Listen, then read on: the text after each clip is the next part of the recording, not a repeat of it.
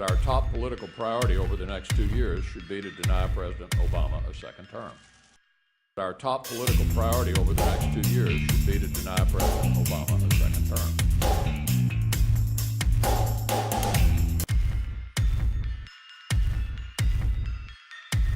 Our top political priority over the next 2 years should be to deny President Obama a second term. Our top political priority over the next 2 years should be to deny President Obama a second term.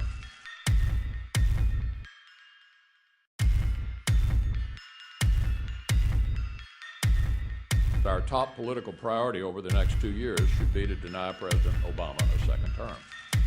Our top political priority over the next 2 years should be to deny President Obama a second term.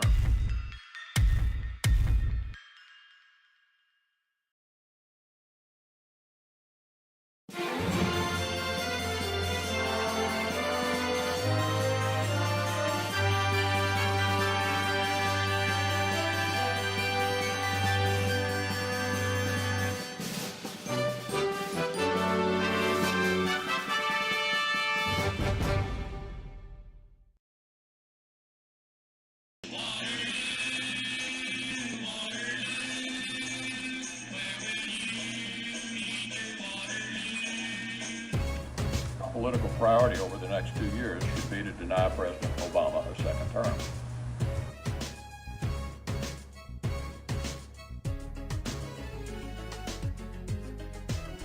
If we're able to stop Obama on this, it will be his Waterloo.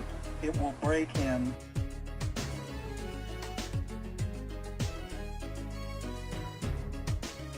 One of your quotes from last year, where you said, quote, "The single most important thing we want to achieve is for President Obama to be a one-term president." So how do you respond to those Democratic lines of attack? Well, that is true. That's my single most important political goal, along with every active Republican in the country, but that's in 2012. Our biggest goal for this year is to get this country straightened out, and you can't get this country straightened out if we don't do something about spending, about deficit, about debt, and get this economy moving again.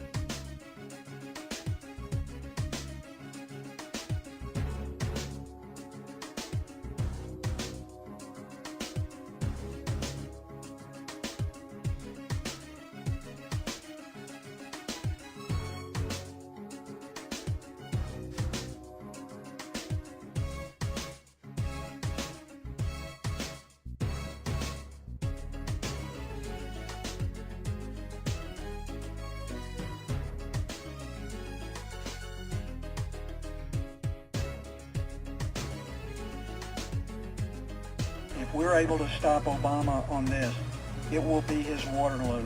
It will break him.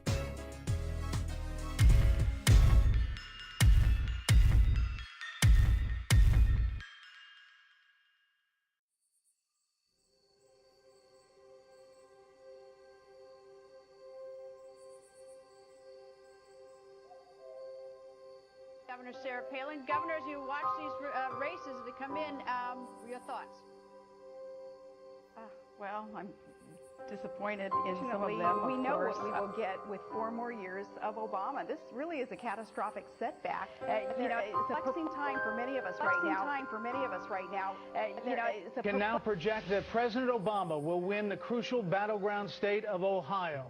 And there's a question now about, you know, what does that mean, panel? I mean, does that mean that's the presidency? That's the ballpark. That's it. Essentially, Barack Obama is reelected. You know, some unbelievable miracle would have to occur in some completely. I don't see how. I went to bed last night thinking we're outnumbered. I went to bed last night thinking we've lost the country.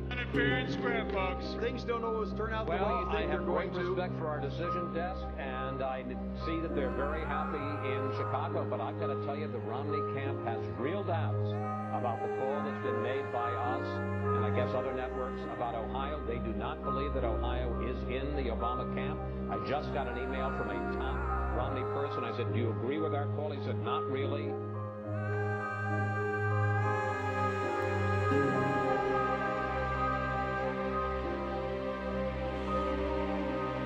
Premature, we got 50 to vote. Now remember, here's the thing about Ohio. A third of the vote or more is cast when it goes won overwhelmingly by the Democrats. It's counted first, and then you count the election day. question is, do we get, by the time we finish...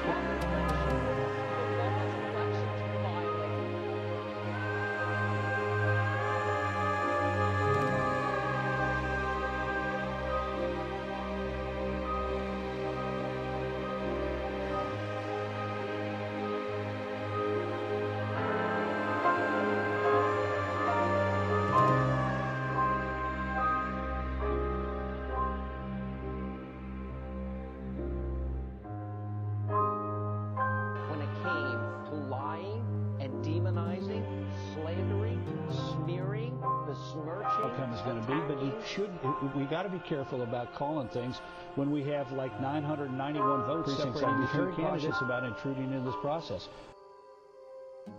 Well, folks, Thanks. so maybe not so fast. Thanks a lot. Thank you. It's great to have you guys here. That's awkward.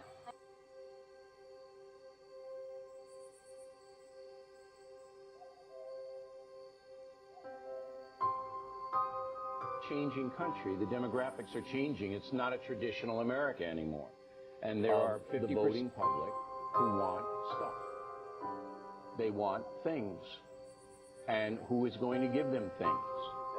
President Obama. The white establishment is now the minority. The white establishment is now the minority. It's now the minority. It's now the minority.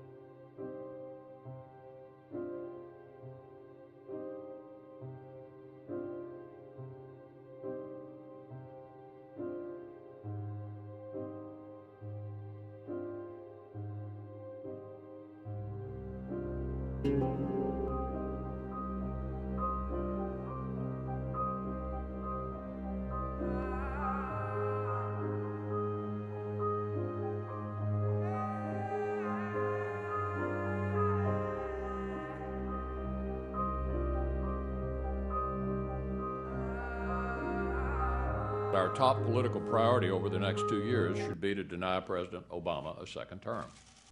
Our top political priority over the next 2 years should be to deny President Obama a second term. Our top political priority over the next 2 years should be to deny President Obama a second term.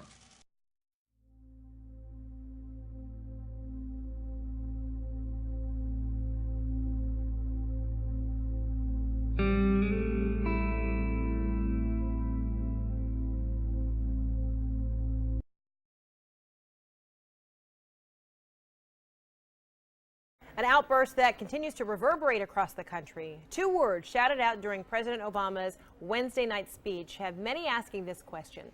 How did we get to a point where it's okay to yell "you lie" at the president while he's speaking to Congress? Give a listen. There are also those who claim that our reform efforts would ensure illegal immigrants. This too is false. The reforms I'm proposing would not apply to those who are here illegally. It's not true.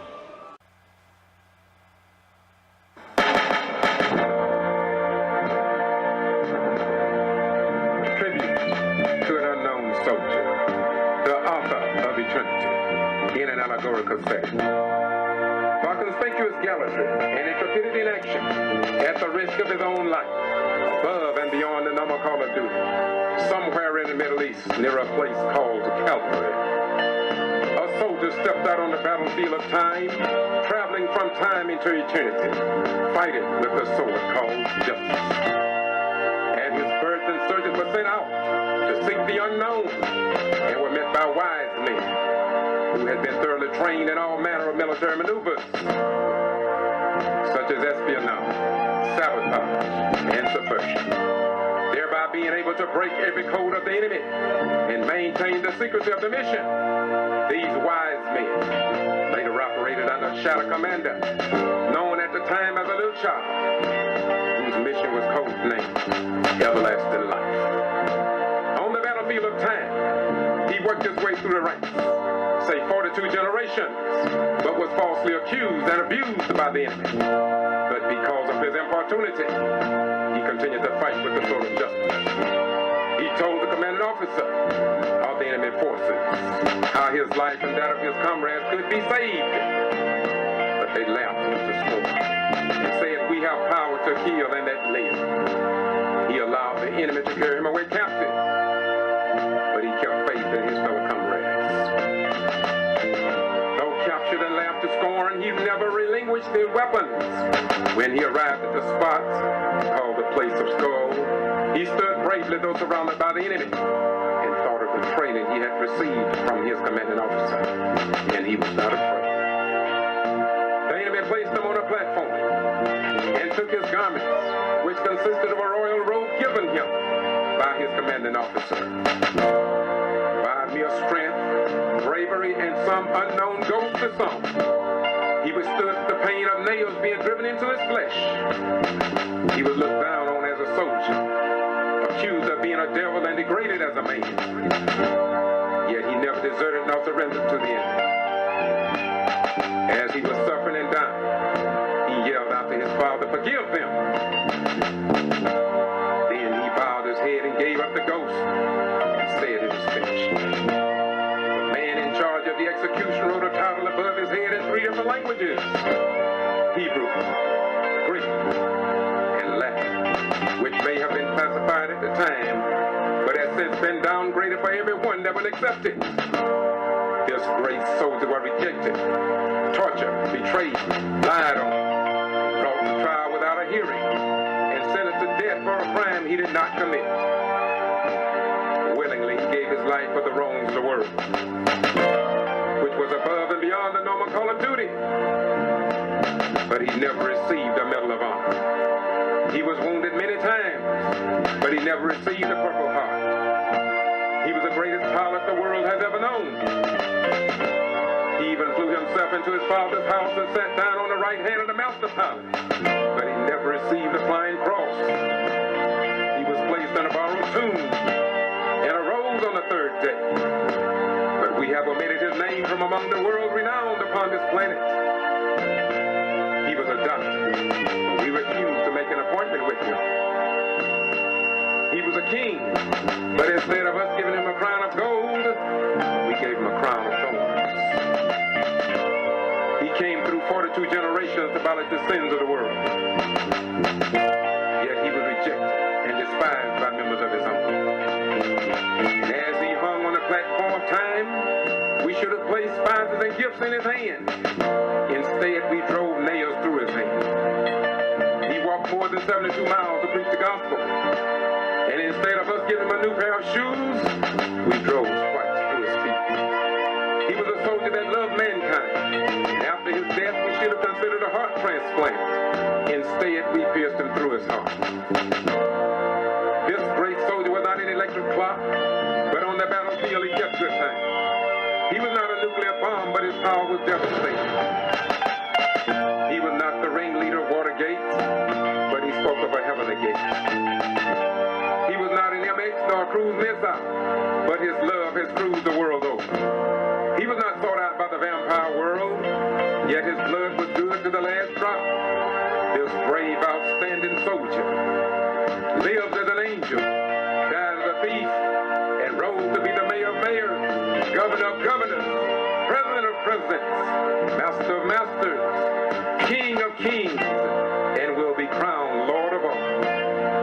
For his gallantry and heroic action, above and beyond the normal call of duty, we never presented him with the Medal of Honor, nor the Flying Cross, not even a service medal. But today we as a people should recognize him as a King of kings, Master of masters, supreme and everlasting comrade, beyond the wisest man's comprehension, and truly the Son of God. For his ways were not our ways, and his thoughts were not our thoughts. No, there is no metal nor precious stone we can give a soldier of such royal value, but we can pay tribute by living holy before him, which is our reasonable service. No end, but one soon to come.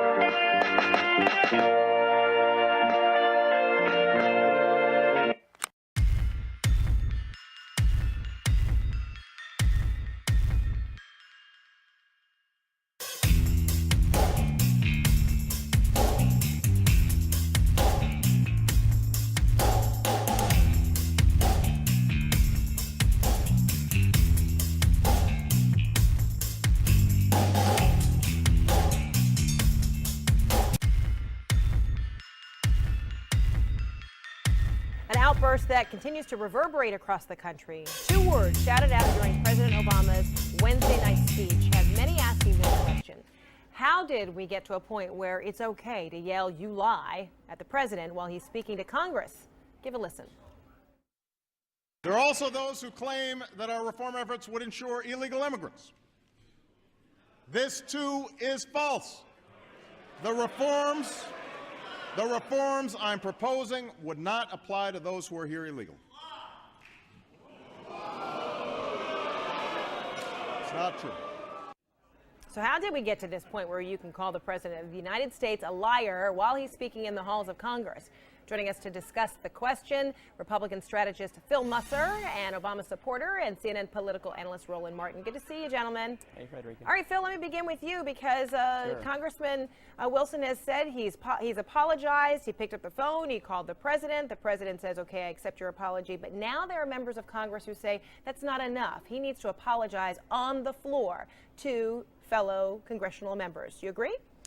Well, I think the congressman was intemperate in his remarks. I think he quickly recognized that and called the president. The president accepted his apology. But should more be done? Yeah, well, you know, actually, I'm not necessarily sure at this point it's totally necessary, because what's happened is it's become kind of a political piñata. It was a political piñata for the Democrats to, I think, kind of shift the focus of the discussion the night that he made it. Well, very specifically because ultimately the story became about one congressman yelling out an intemperate remark as opposed to the broader discussion over the policy that we were talking about. It was a convenient pivot. So the point is that the piñata has been hit. The piñata has been busted. I think the Democrats kind of continuing to pile on this guy at this point in time is counterproductive. I don't think there's a lot more gas in this engine, you know? Okay, but is it not, what's at issue here? Is it not a complete disrespect of the presidency? And we're talking about a member of Congress in this outburst, and the apology is in reference to that, not necessarily about whether you are in agreement or not about health care reform, but the decorum, the behavior, and how it is not in sync. I think he apologized. He apologized quickly and directly to the President of the United States for the comments he made in the well of the chamber. I believe that this kind of ongoing censure/resolution business, the President accepted his apology. Let's remember that. He said, I accept your apology, let's move on. I think we've got to take that at face value and move this debate forward to kind of the substance of the debate here. I think getting stuck up on this issue is kind of counterproductive. So I do want to ask both of you then, what's at the core here? Roland, I'll begin with you. What's at the core here? Is it politics or is it something else? First of all, I think there's an absolute hatred by many people of this president. I've read a lot of comments online from people. I even got emails from folks who are saying, oh, the president does lie. Very interesting, though, that opencongress.org has the facts about Congressman Joe Wilson voting for the prescription drug bill that allowed for emergency rooms to provide health care to illegal aliens. And so he is actually on the record for casting a yay vote when it comes to that. Those are the facts. That's not simply an opinion. What you have here is you have people who simply cannot stand this president, do not like the fact that he won. And look, you see this conservative media-driven rally taking place in Washington, D.C. And what you have here is you have people who do not like the fact that he has won.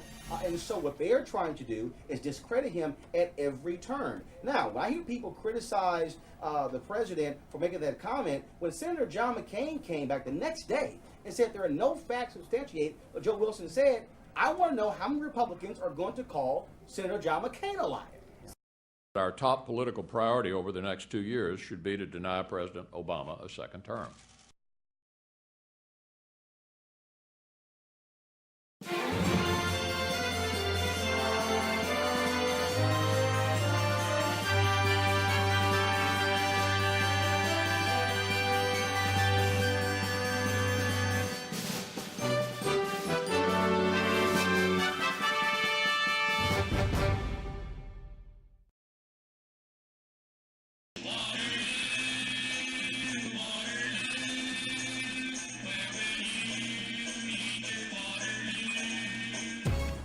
Political priority over the next 2 years should be to deny President Obama a second term.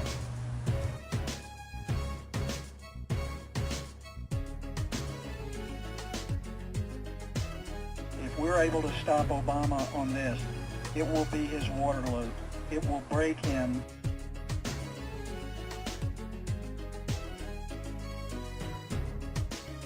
One of your quotes from last year where you said, quote, the single most important thing we want to achieve is for President Obama to be a one-term president. So how do you respond to those Democratic lines of attack? Well, that is true. That's my single most important political goal, along with every active Republican in the country, but that's in 2012. Our biggest goal for this year is to get this country straightened out, and you can't get this country straightened out if we don't do something about spending, about deficit, about debt, and get this economy moving again.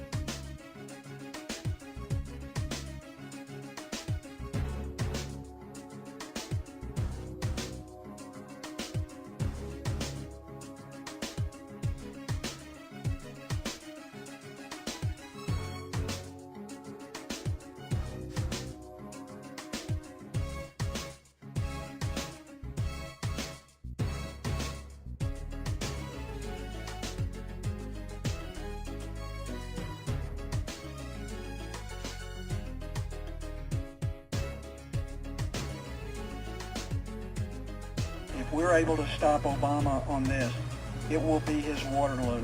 It will break him.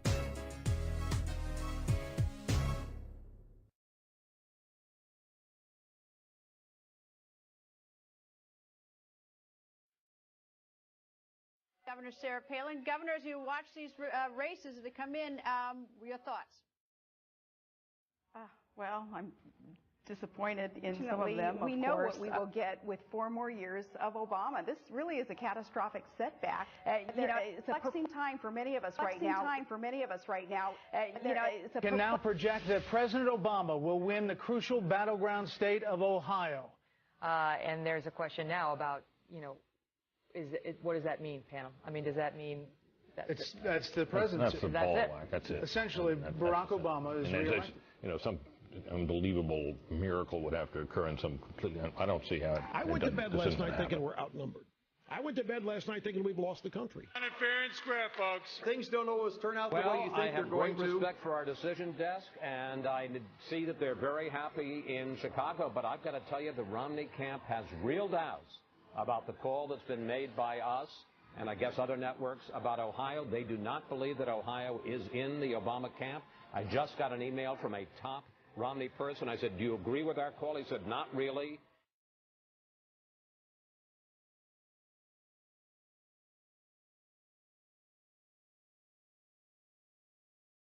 It's premature. We got 70. We got a quarter of the vote. Now remember, here's the thing about Ohio. A third of the vote or more is cast early. That is won overwhelmingly by the Democrats. It's counted first, and then you count the election day. And the question is, by the time you finish counting, the laws of elections were violated.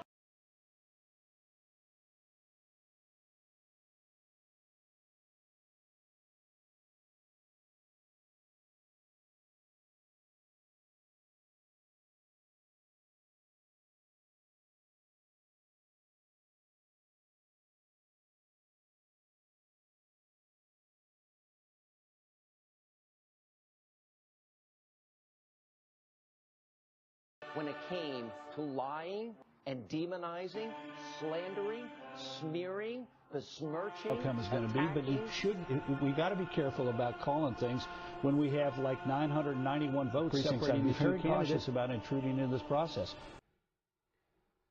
Well, folks, thanks. So maybe not so fast. Thanks a lot. Thank you. It's great to have you guys here. That's awkward.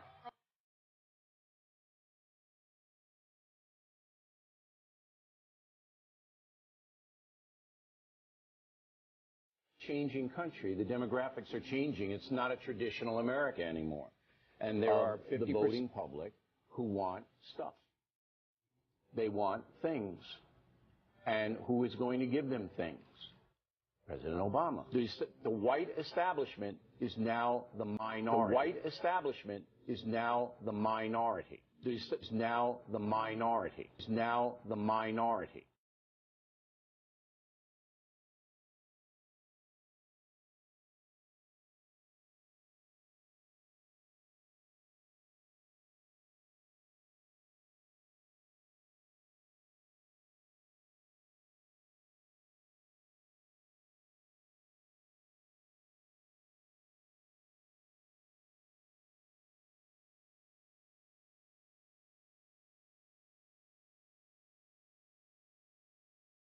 what can Americans expect from Republicans now?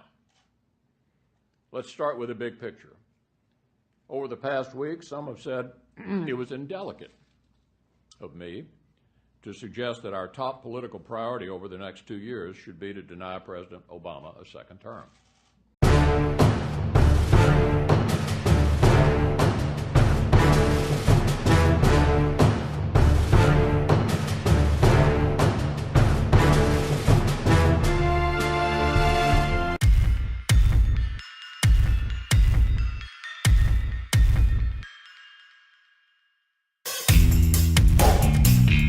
Political priority over the next 2 years should be to deny President Obama a second term.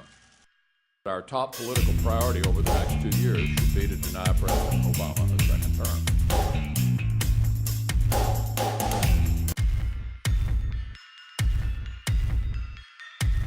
Our top political priority over the next 2 years should be to deny President Obama a second term.